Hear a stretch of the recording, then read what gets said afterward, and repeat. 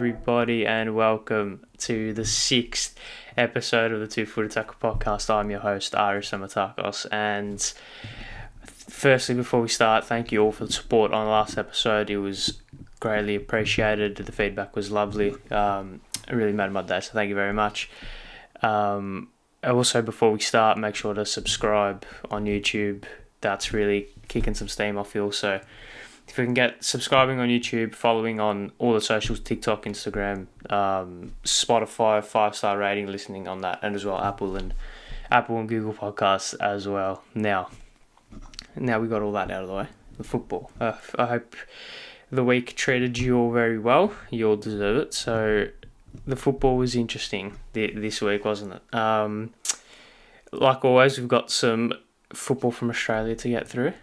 There's some some Australian national team stuff and some F.A Cup final stuff, which we'll speak about in depth, and then some A-League stuff as well, just to sprinkle on top. The AFCON final has come and gone. It happened this morning as I record it. So that tournament is all done and dusted. We have our winner. Pretty interesting final, to say the least. F.A Cup action, obviously, no Premier League, although I say that, there was one Premier League game this weekend. Some of you might have missed that.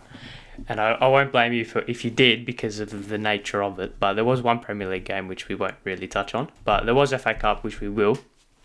And some teams, most of the big boys got through. Some left a little bit later than others, but it was all pretty good. Some cup sets as well in there. Frank Lampard's first match as Everton boss, so we'll touch on that. Some Serie A, there was the Milan derby, which we'll touch on as well. A little bit of French brilliance on the AC Milan side. La Liga as well, a big match for the top four, a big match for the top four battle. The Old Firm did happen this week, so we'll touch on that. Obviously, who went into footed, which is on a much lighter tone than it was last week, and then obviously the preview of the week ahead. Now, let's start how we always start, football down under, and we'll start with the cup final, the FA Cup final. Finally, I can stop talking about it because I don't really like the competition, especially in its early rounds. I feel like it can be a little bit tedious, but towards the latter stages of it, it got good, it got exciting. Obviously now called the Australian Cup. It's obviously changed names. So the final FA Cup final was a brilliant game. It was a tense first half. Obviously, Melbourne victory versus Central Coast. It was a tense first half, not really a lot of dominance either way. Victory did have that stranglehold on it, but Central Coast, if there was any side that could hold Victory for a long period of time and then break on the counter with efficiency, it was Central Coast. So I'm not sure Victory fans are sitting too comfortable in the first half. In the second half, as the game obviously progressed, things got more open. Things started to get more basketball style, a bit of toing and froing either way in terms of momentum. Victory had a penalty which was given and then disallowed, which, from my perspective, it was a clear penalty. And I know the talk of why it was disallowed was because I think it was D'Agostino was ruled to be offside. Now, from my perspective, and from what I saw of it, and this is, obviously I'm a Victory supporter, but this is not biased, right? The defender takes control of the ball. So, for those who didn't see it, it was like a scramble in the box. A Victory player, kind of kicks it forward. And D'Agostino, from the time that the Victory player kicks the ball, is in an offside position. You can't argue against that. But the defender chests it down, and he's going to clear it, right? In my view, taking clear possession of the ball. But as the defender chests it down, he's about to clear it, D'Agostino gets in front of him, and the defender just kicks the leg of D'Agostino. That action in itself, for me, is a clear penalty. You can't just kick someone in the leg. I don't care if it was accident or not. You can't do that. But people are saying that it was a deflection off the defender, or it was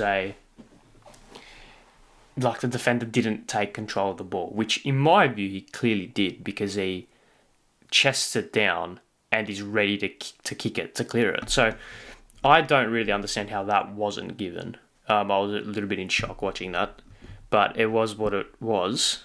Obviously, they didn't deter victory. That probably actually angered them a little bit, as not long after Jason Davidson with absolute belter of a free kick. I think we all thought Jake Brimmer was going to hit it, but Jason Davidson far post has changed from the light blue to the pink hair, which I'm not sure you could have downgraded on the light blue, but he's managed to do it. But he hit that sweetly. I'm not sure I've seen him hit a ball better than that. It flew into the top corner, and the scenes afterwards in the North Terrace were phenomenal, as they always are. And it was a bit of squeaky bum time from there for victory. It was because of the history of Tony Popovic and cup finals and league finals. No victory fan really felt comfortable right up until Chris Economides chests it down from a lovely ball from Maggiota and absolutely wallops it into the far corner for 2-0. Game over. Pitch invasion, massive scenes, massive limbs, and it was beautiful. It was a beautiful culmination to what has been an absolutely shit 24 months for Victory and Victory supporters. I'm not really sure you could get worse. Obviously, the wooden spoon last year, the season before was abysmal, and it was really good to see Amy Park bouncing again, because despite City's brilliance, they don't really... Obviously, there's exceptions to every rule, of course, but City aren't quite there yet where they can get every game pretty much bouncing at Amy Park, and then obviously Western United don't... It's not their real home, is it? So you can't really judge them on that. But good to see Amy Park bouncing. I think it was 15,000 there, but I didn't go to the game. I saw there was 15,000 there. For what I heard of it, it sounded more like 25,000, 30,000 from people that were at the ground, and it was good to see. Obviously, Oli Bozanic scored in the 97th minute to make it 2-1, which is a bit of a downer, and for whatever reason, the referee decided to tease us, playing 6 minutes plus the 6 he already had scheduled. I think it went close to 99 minutes, I'm pretty sure. But Victory got it done. So I haven't stopped gloating. I haven't stopped smiling from that. But it was a good advert for football. Obviously, it was on free-to-air television, which is a big plus. And it was a really good advert for Australian football and for Australia in general, in terms of the atmosphere we can bring. Really good stuff. Really promising to see. And hopefully, it's not a one-off. Hopefully that we can get this on a more regular occurrence. Now, moving on, staying in Australia, but moving on to shocking developments. Australia. So obviously there was international break last week. Australia beat Vietnam 4-0, which we touched on last week with Pom.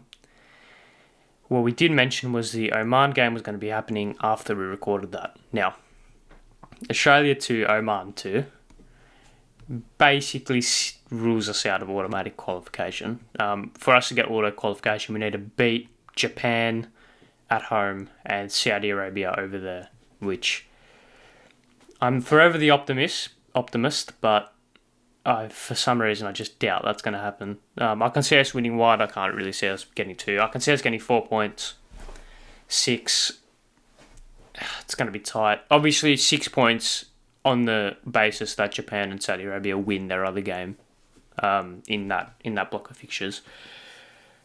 It's very upsetting as an Australian football fan to see where this national team is, because I'm one of the very few people who thinks this national team is actually very, very talented. I think with the right coach, and I think that's where it comes down to, because under the right coach, this national team can go places. We've got a lot of people playing in Europe. We've got a lot of people doing good stuff, especially not even in Europe, but in other leagues and even on home soil. We've got a lot of players playing really well, and yet for whatever reason we just can't seem to tick. And whenever we come up against a side that's half decent, like that's half structured, that has some sort of strategy about them, we crumble. Like we're all good being flat track bullies against Vietnam. Like we can beat Vietnam at home, no problem, right? But as soon as we come up against a team that's half decent, we just crumble, and there is no clear plan. There's no clear structure, and there's no chance of us going through if we play it like that against Japan and Saudi Arabia, because we'll just get bullied and we'll get outcoached, we'll get outsmarted, and despite all the quality we have, it won't be enough if we continue playing this just bland, boring, unimaginative, just stale football. It's disappointing to say the least, especially considering the 2019 Asian Cup campaign, which was shocking. I mean, as defending champions going out in the unceremonious manner that we did, not good. And yeah, it's just really frustrating. I think that's the overriding emotion from most football fans in this country, is just frustration. Because we kind of hit this peak. Obviously, like, our best campaign in the World Cup was probably, obviously, 2006. 2010 was okay. Obviously, we got unlucky with Germany. Drew to Ghana, who had a really good tournament that year, and then beat Serbia. 2014 was my first real World Cup. I was 10 years old, so I remember watching each game, and I remember the feeling around it. And I mean, we took the lead against Netherlands. Like, that's not something to be laughed at, right? Obviously, we didn't get a point, but like, I feel like we did ourselves proud in that tournament, considering the group we had. And then 2018 started well. I think we did well against France. I think against Denmark it was an acceptable performance, and then Peru we just completely bottled it. Because if we beat Peru, I think if we had beaten Peru, we would have gone through. And we lost 2-0 in very, very just Australian manner. I think if we'd beaten Peru by a certain amount, but qualification to the next round wasn't out of the question. And then I think if we go through, finish second, we verse Croatia in the next round, and then alright, fine, fair enough, we'll lose to Croatia. But it's just frustrating. Like, it's just incredibly frustrating, because there's no signs of progression. There's no signs of we're going somewhere. And I think it does obviously come from a higher up level in terms of a federation level. And there's so many things wrong with Australian football on a domestic scale and on just a broad administration scale, which I could do a whole podcast on it, right? But if you're talking about the football, because the chairman whatever can't control how we play, you've got to look at the coach, and you've got to look at the tactics. And obviously, as a Victory supporter, I've never been the greatest fan of Graham Hunt, right? But he gets as soon as he's appointed as a national team coach, you give him all the support. You give him your unilateral, like, partisan support, right? Because he's coaching your nation, right? And I'm always an optimist, but I just can't see us going anywhere under him. I think there's just something missing from his style of play and from the way he conducts himself. I feel like he thinks he's obviously not a bad coach, right? Because he coached pretty much the most dominant side in A-League history, apart from Ange's Brisbane Roar, right? So he's obviously not a bad coach. But I don't think he's Australian. I don't think he's Socceroos level coach. And our obsession with hiring successors to every role, I think, has hurt us. I think if you look back, probably since 2006, we saw we got Gus, and bang, instant success. Obviously, you're not going to get a coach of the caliber as Gus Hiddink, right, every time. I get it. But someone with that international experience, that confidence in himself and in his abilities, goes a long way. And someone who's cocky and arrogant, and obviously cocky and arrogant in a good way. I think Graham Arnold exhibits traits of that, but in a bad way. I think he thinks he's too good for the role. You don't want that. You want a coach who says, I know how good I am. I'm going to take this side to wherever I want to take it because I know how good I am. Graham Arnold, for me, sees like, oh, I'm just doing this because I've got it, like, because of X, Y, Z, I don't really care about it. That's what I gather from it anyway. And then from the tactics perspective, just unimaginative. I feel like he finally got that midfield three right in the game against Oman. I don't think you can play. Obviously, Hrstić wasn't available for the first match, but I don't think you can play Moy, Rogic, and Hrstić in the same midfield three if we persist with the 4-3-3. I just don't think you can do that. So playing a Jago or an Irvine, and I think Irvine's a one. He's having a very good season for St. Pauli in Germany. So I think Irvine's that player who you use it pretty much a lock in the midfield, and then you, like, based off opposition, do you play Rogic, Moy, or Hrstić, two of the three, in my opinion. But yeah, I've rambled about that for a while, but they're just what I think about it because it's not good enough, and it's going to take a miracle for Australia to get automatic qualification, and then obviously if we don't, we verse. At this stage, it's a UAE. I think in a one match playoff, or it could be a two-legged tie. I'm not quite sure. And then I'm near certain we play the fifth team in South America. And at this stage, it's Uruguay. And we've been here before. So that's going to be interesting. Moving on to the A-League, West United with 1-0 win. They're just 1-0 merchants, what can you say? Adelaide lost 2-1 to Sydney. Probably should have got a draw from that game. They had a penalty which they missed in about the 87th minute, and I reckon they had a penalty denied, which was a clear penalty in stoppage time. But what can you do? And Wellington too strong for MacArthur with a 3-1 win. Soteria with a brace to seal that. Now, moving on to the final African Cup of Nations chat we'll have, because obviously the final has come and gone. Before we start, I'd just like to address my predictions. I said, before the tournament started, I said Ghana could be dark horse. They didn't get out of the group stage. And then I also said Ivory Coast could be a dark horse in the knockout rounds. They got knocked down in the round 16. So don't listen to me. However, I did say Senegal would win. So I granted they were the favourites and the favourites for a reason. But at least I got one out of my three predictions right. There you go. The silver lining, right? But yeah, Senegal obviously beat Egypt. It was Mane versus Salah, and both players really couldn't have had opposite games. Obviously, it was 0-0, Senegal on penalties, and Senegal just dominated. They had on a real superficial level, they have the better players, so you'd think they'd dominate. But yeah, Egypt were just kind of sitting back, and I'm not really sure they played the best that could have played. Salah was really isolated up front by himself. I wasn't really a fan of the way they set up. I feel like they could have given him more help, and they did later on in the game once substitutions came on and once they tinkered a little bit with the tactics. He got a little bit more help and got a little bit more into the game, but I think he was doomed to fail from the start.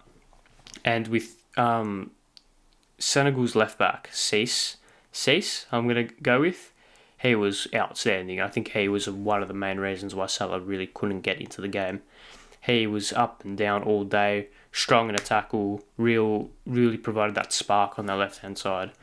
And yeah, I don't think Salah had the influence that he could have had or he wanted to have.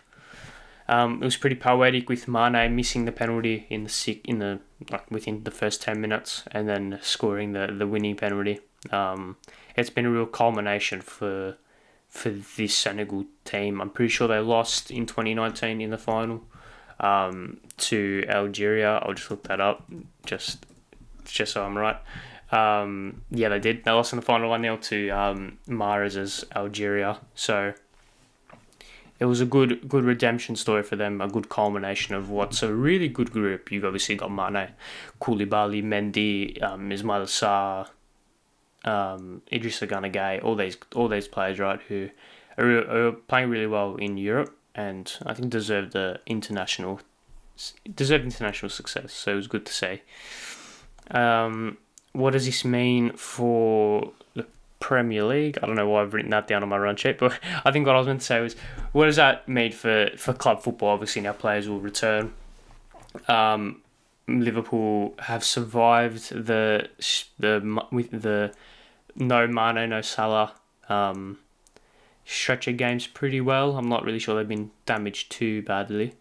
And obviously Chelsea with Mendy, we've done okay. I feel like we maybe could have gotten a couple more points here and there, but Kepa has really held his own, and we'll speak about Kepa later on.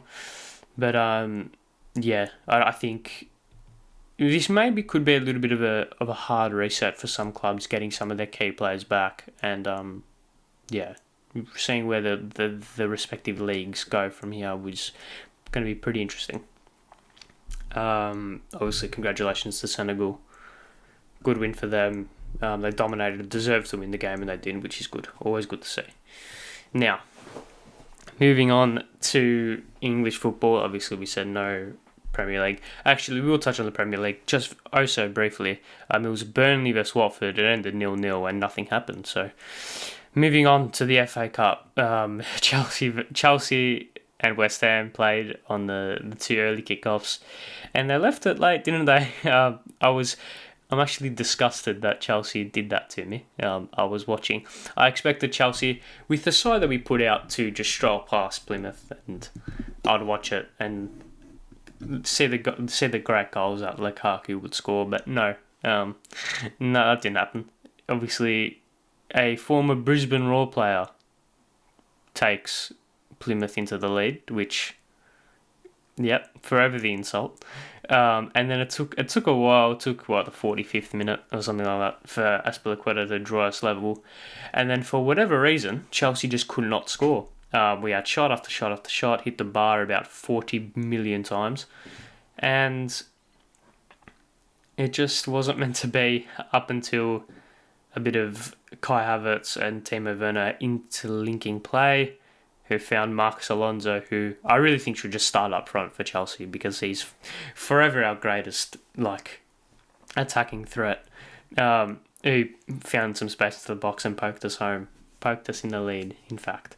But I wasn't done there. You think it would be done there, but no, it's a Chelsea thing. We conceded a penalty, a very sloppy penalty to give away, and then Kepa Arrizabalaga, which with another penalty save. I feel like he's a penalty specialist. He saved our backsides once again. Brilliant. I was happy, but also really angry that they did that to us. But there you go. And I'm pretty sure West Ham fans can say the same, with Kidderminster taking the lead. And we spoke about this with Pom last week. This game just screamed upset for whatever reason. It just did. And it nearly happened. I think it was Declan Rice in the 90th minute as well, I'm pretty sure. So obviously Kidderminster take the lead relatively early on in the match.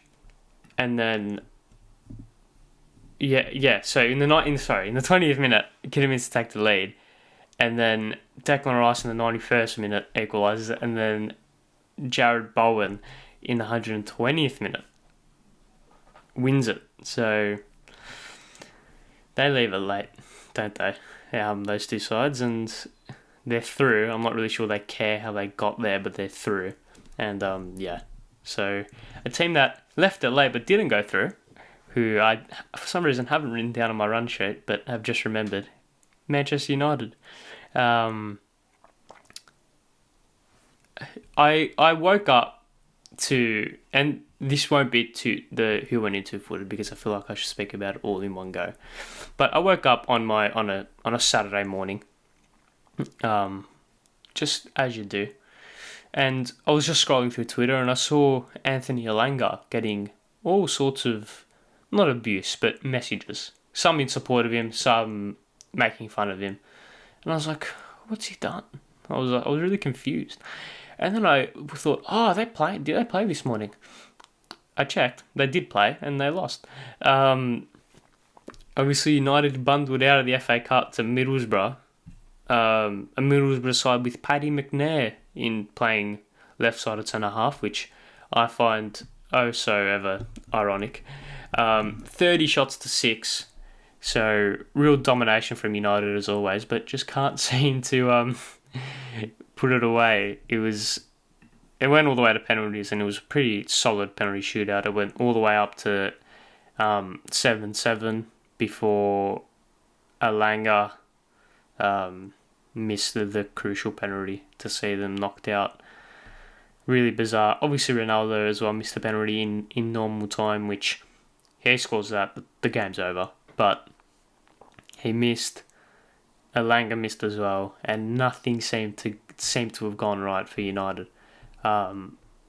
Really, really bizarre turn of events there, because a lot of sides played relatively strong teams. Obviously, United did, Chelsea did, and they didn't win convincingly. So, I guess that's the magic of the cup, really taking its full effect right there.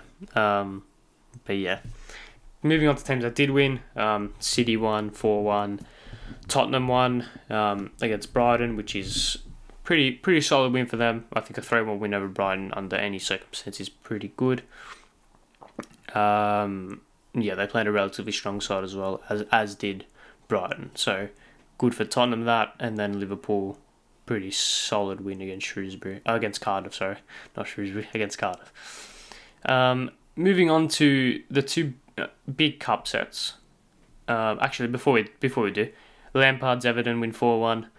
Everton are going to be my little, like, I'll have a soft spot for them until Frank Lampard inevitably gets a sack. But yeah, I want to see Lampard do well, and seeing him win 4-1 with a back three against Brentford was good to see. Hopefully that's a sign of things to come, and he can really steer them out of this shit show that they're in. Moving on to the cup sets that happened. Bournemouth are knocked out of the FA Cup to Boreham Wood 1-0. I'm not sure too many people had this down for a cup set, because no one really pays attention to Bournemouth, if we're honest. But obviously no disrespect, but they're just one of those sides. Boreham Wood, who I'm not really sure they're obviously not a massive team, but they're still a relatively good team, and they're not like a team that's fallen down the leagues, as they say. They've kind of middled out in like the National League, League 2, that type of level, and they played a good enough game to upset Bournemouth, who I don't know. I feel like if they get promoted, most fans won't want to see them back because of just... Oh, I'm not too sure about that, actually. I would quite like to see them back, because I feel like they're a good asset to the Premier League. They have a like the stadium. Some of their players are pretty good. So yeah, I feel like that's something to look forward to if they do go up. But it was good to see another cup set. And I say another cup set because Leicester City 1, Nottingham Forest 4, which shocked me more than anything, because I thought Forest had their kind of FA Cup final moment against Arsenal, but they keep on keeping on, aren't they? And they won't say die, put it that way. We'll speak about the Leicester fan who ran onto the pitch and the Leicester fans after. I think you all know what we're going to speak about in what segment, but I was just shocked. I was just like, oh wow, Forest play a very modern system, put it that way. I feel like they're really embracing the trends, obviously playing with that three at the back system, and because of that, they can be very fluid and malleable mid-game. They can adapt, they can really change on the fly. Whereas if you use a more stringent, like a 4-2-3-1 or a 4-3-3, it's very set to those ways, and you can't really move from that system and that ideology. And full credit to Steve Cooper, because he's a manager that's clearly embraced it and has clearly done whatever he's needed to do to really get the best out of that side, and it's worked wonders for him. So there you go. I think that's enough FA Cup talk, I should say. Moving to other European leagues, we'll speak about these relatively briefly. Serie A, Milan derby, Olivier Giroud. We'll briefly touch on this because I want to speak about Giroud for just a little bit. But obviously, Inter Milan take the lead, and then a brace in as many minutes for Olivier Giroud sends AC Milan the 2-1 win, which blows the title race wide open. Really good to see a real competitive league, and towards the real business end of the season, it'll be very interesting to see who gets the chocolates in that.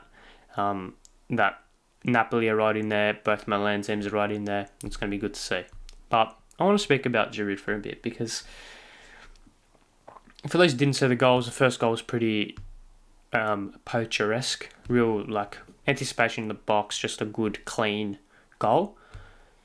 Whereas the second one was, for a player who's been pretty much made fun of for being this lumbering forward, has brilliant feet for the second goal, really takes it in his stride, cuts back, and with a clean finish.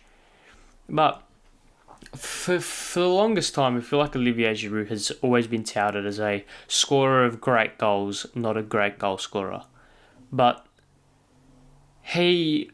whenever he played for Chelsea and he played for Arsenal, he had that period of time. It'd be harsh to say, but it probably wouldn't be unfair to say that he cost Arsenal the league.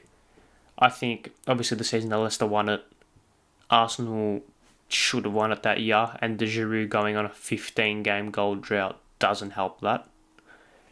But he came to Chelsea, and he was always the striker that whenever he started, I felt confident. I felt confident in him scoring, or I felt confident in him creating something for another person to score. And he was never the most exciting striker. Yes, I would always want Tammy Abraham to start ahead of him, right?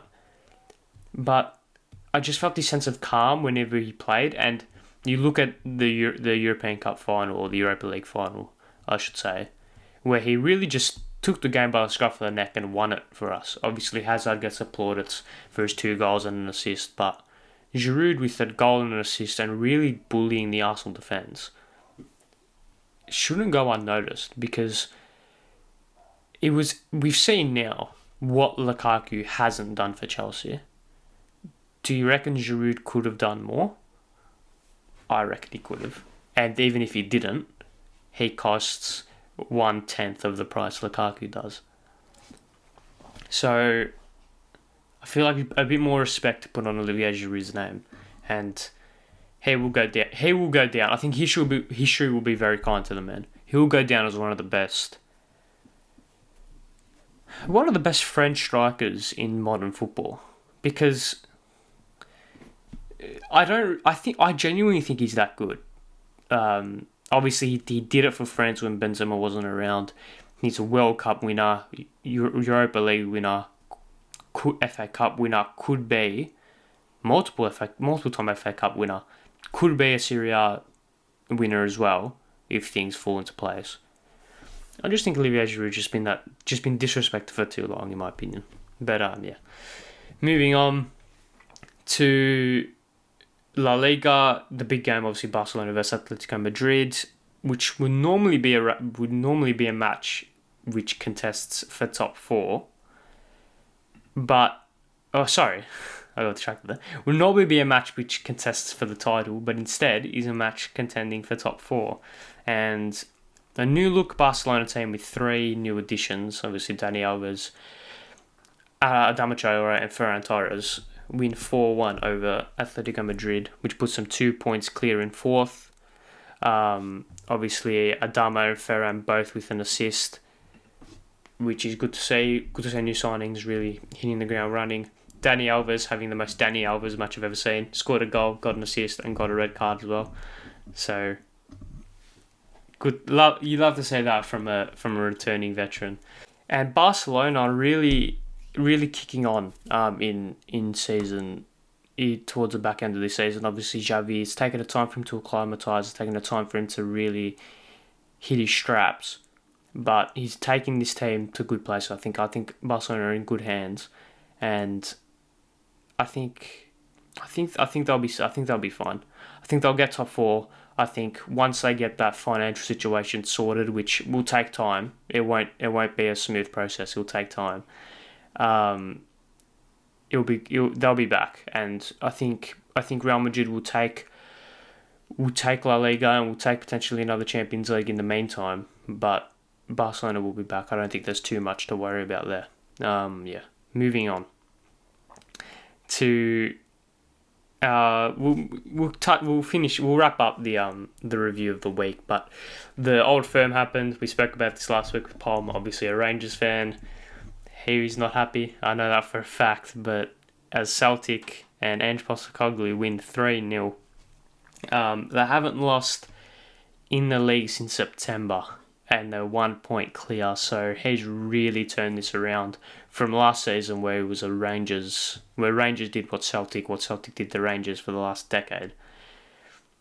And has really turned it around and made this a fight, made this a contest from out of nowhere, which is fantastic to see, because you want to see Australians abroad do well. Yeah, he's one of our best exports in a long, long time. And obviously, as a Greek Australian, it's good to see a fellow Greek Australian do well as well. Now, moving on to the only segment we have on this podcast, Who Went Into Footed. Now, for those who haven't seen it, basically, which player, team, club, same thing, but fans, journo, pundit, whatever, did something daft, did something dumb, just really made a fool out of themselves. And now, obviously, last week was very serious, and I feel like it was an important discussion to have. This week, a lot more light-hearted, although with a bit of serious about it. Leicester fan, I'm pretty sure it's gone pretty viral now, running onto the pitch in their match against Nottingham Forest, and just started to have a punch on with some of the Forest players as they celebrated a goal. I don't get it. Not only do I not get the fan, I don't get the stadium, like the stewards and the security, because this can sound weird. They're lucky that he only decided to start punching on with them. If he had any sort of sharp object, it could be a pencil, it could be a whatever, damage, like serious damage could have happened. So I say lighthearted, but geez, they're actually lucky that he only decided to punch on with them, because not a good thing to have happened. And I'm not sure, this has gone a little bit less viral, but there's footage of Leicester fans just smashing up a shop in Nottingham. I'm assuming Nottingham City Square, or in the Nottingham City. Just aside, like throwing chairs and tables at a cafe. For what reason, I don't know. Apparently, like it's like far away from the ground, and there's just families and like children sitting in that shop. And these angry Leicester supporters have decided to just piff tables and chairs at these poor fans, which not very nice, is it? Yeah, it's not a good look. Just don't do that. Don't be an idiot. And obviously, that person who did rush the pitch, lifetime ban from not only that stadium, but from all stadiums. Piss off. No one wants you supporting football. Yeah, so that's done with the retrospective stuff. Looking ahead, as we wrap up this podcast, looking ahead to the week's football ahead. The Premier League is back. It's back midweek, going all the way through to the weekend, which is good. Italy versus Italy. It is in Italy. Inter Milan versus Napoli for the. I've written here for the Serie A title. It's not quite that, but it's a match which will determine a lot in the Serie A title race. Obviously, Napoli, Inter Milan, AC Milan, all pretty much within 2 points of each other, I'm pretty sure. So that's going to be a very interesting match. And Chelsea in the Club World Cup. That's the one tournament that's escaped us. And I'm one of the very few people that actually hold weight to that tournament. A lot of people don't really care for it. But Like, the Club World Cup is literally determining who the best team in the world is. Like, that's literally what it's for. So I'm not really sure why people are snaring at it and snarling at it, but it is what it is. I'm not really yeah. I don't know why people overlook it. It's another trophy at the end of the day. Yeah, I think it's coming from a little bit of jealousy. That I think it stems from when Liverpool had their Liverpool had to play 2 games in 24 hours, and then people are like, oh, why are they taking the Club World Cup so seriously? When it's literally a tournament to say who's the best team in the world. Oh, we'll take it seriously as well. But yeah, that's pretty much it for the week's football ahead. Yeah, stay well, stay safe, everyone. Hope the week's football treats you well. Yeah. Subscribe on the YouTube. Follow on all the socials, TikTok, Instagram. I really want to get those up and running and kicking on now. So any engagement would be majorly appreciated. Yeah, stay well, stay safe. Hope the week's football treats you well, and see you guys soon. See ya. Bye.